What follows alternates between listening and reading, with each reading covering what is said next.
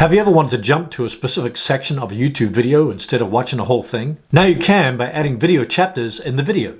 Video chapters enable you to jump to a specific part of a video or rewatch a portion of it. They appear at the bottom of the video player based upon the timestamps added in the description below the video. Stay tuned throughout this video as I show you exactly how to create video chapters in your videos and the benefits of adding them. Log into your YouTube account, click the profile icon, click YouTube Studio, click Videos, select the video that you wish to add timestamps to. I'm going to select my live videos, so click on Live. Select your video. I'm going to select this one. Click Details.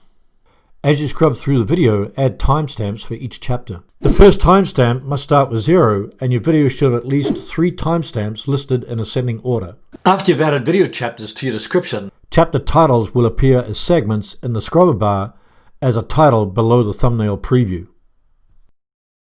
If a viewer wishes to skip to the section called Top 7 Mistakes, they just need to click on 155. They're immediately taken to the section called Top 7 Mistakes.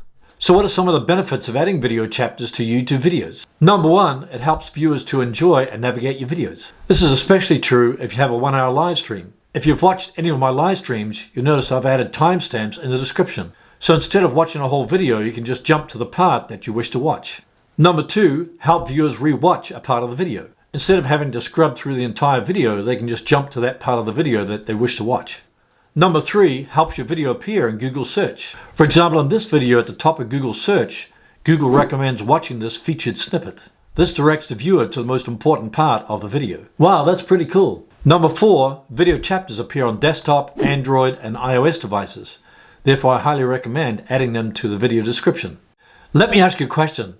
Do you want to know how to plan and schedule your YouTube videos in advance so you don't get stressed about uploading the next video? If that's a yes, watch my next video on how to plan your YouTube video content and schedule it in advance.